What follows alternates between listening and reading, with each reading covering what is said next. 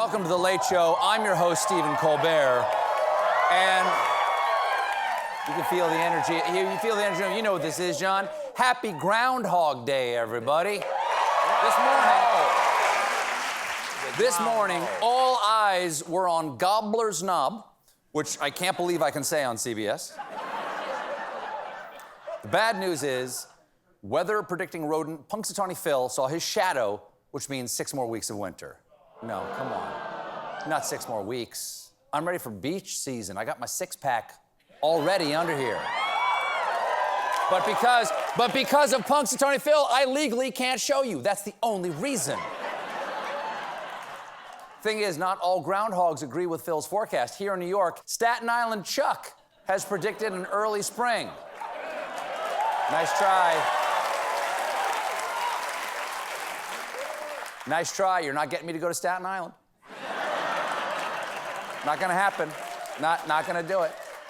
So who do we believe? Phil or Chuck? Apparently neither. Because groundbreaking analysis from political prognosticators 538.com shows that groundhogs do not make good meteorologists. Really? Really?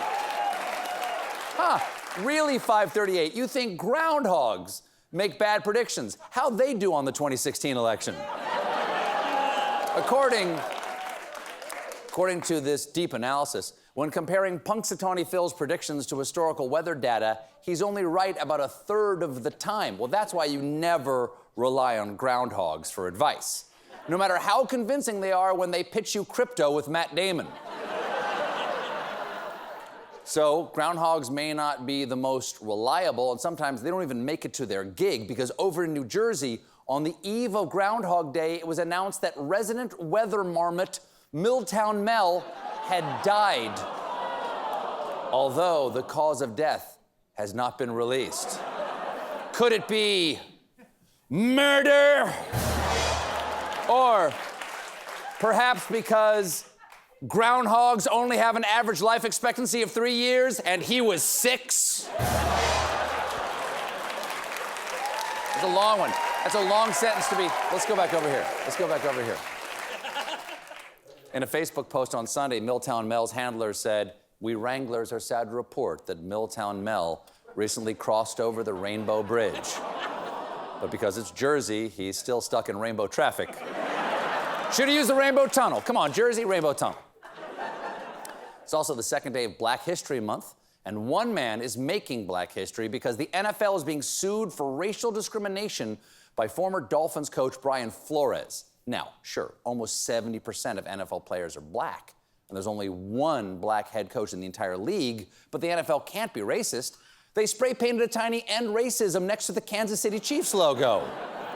Now, a lot of pundits were surprised when Flores got fired by Miami on January 10th because Flores had recorded the Dolphins' first back-to-back winning season since 2003. But the lawsuit explains that behind the scenes, Flores actually clashed with Dolphins owner and business basset hound Stephen Ross. When Flores was hired in 2019, the Dolphins were bad and hoping to get the #1 pick in the draft. So according to the lawsuit, Ross attempted to incentivize Flores to purposely lose games by allegedly offering him $100,000 for every loss that season. Wow, what a waste of money. The Jets will lose for free. But that's pro bono. That's called... That's true story. But hold on, it gets bad different. Because Flores also alleges that after the 2019 season, Ross pressured him to recruit an unnamed prominent quarterback, Tom Brady. Tom Brady. Tom Brady. I got a little tickle in my throat. Does anybody have one of those Tom Brady's? Anybody? Which would have violated the league's tampering rules. So Flores refused. But then Ross allegedly invited Flores to have lunch on a yacht, where he informed him that the quarterback was conveniently arriving at the marina for an impromptu meeting. Yeah, nothing suspicious there. No more innocent phrase in the English language than, "I got somebody I want you to meet down at the docks." So, Despite his overall record of winning 7 of his last 8 games this season, Flores was fired apparently because he did not get along and go along with the owner.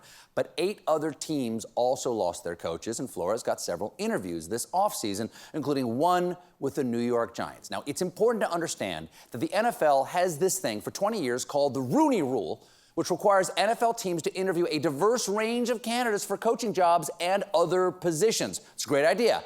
Gives everybody an opportunity, unless you don't give an opportunity to anybody, which is what happened in this case, because Flores learned that the New York Giants head coaching job had gone to someone else 3 days before he was scheduled to interview for the position. So he's saying they wasted his time just to check a pretend box about how they pretend care about diversity.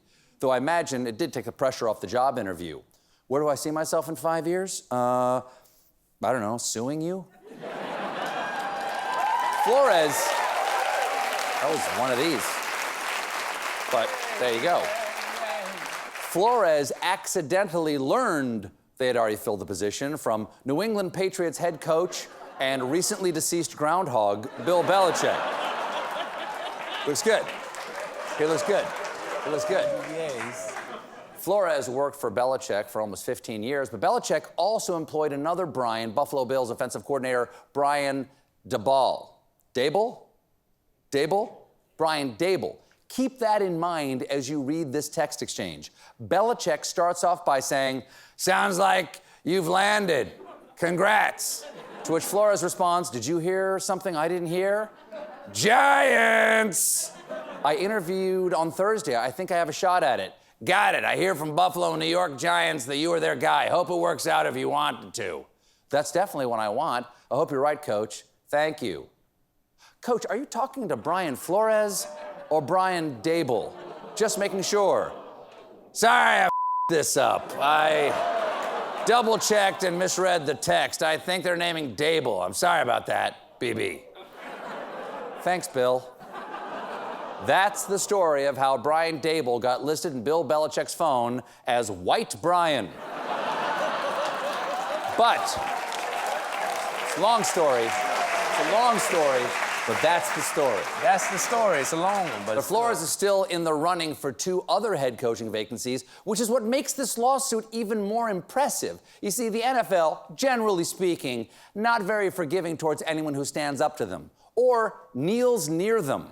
So, Flores, who's only 40 years old, has put his future livelihood on the line here. But he's doing it for a higher purpose, as he explained on CNN. I understand the risk. Look, I love coaching football. I'm called to coach football. I'm gifted to coach football. And I still want to coach. Let's be clear about that. But this is bigger than coaching. This is bigger than me. That guy's inspiring. He should be a coach.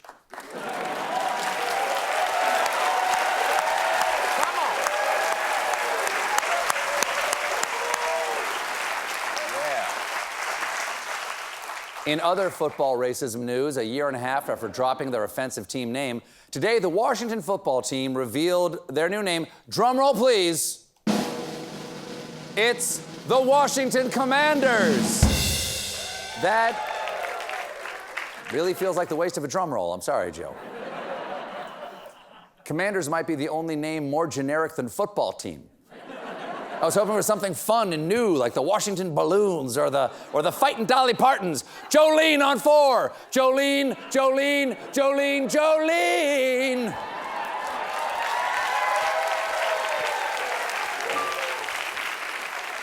Late hit. That was a late hit.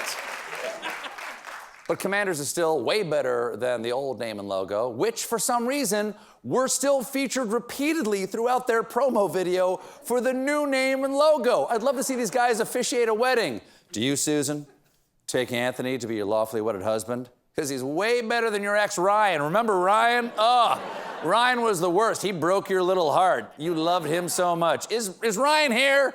Ryan, come on down. What? He's my +1. Grow up. Ryan, come on down. Speaking of workplace investigations, CNN president and executive hot dog Jeff Zucker. Today, Zucker resigned as the president of CNN because he failed to disclose to the company a romantic relationship with another senior executive at CNN. Come on, Zucker! You can't keep that secret. You work at a news network. Remember the first rule of journalism. The moment you consummate a relationship, you shout, "This just in." We got a great show for you tonight.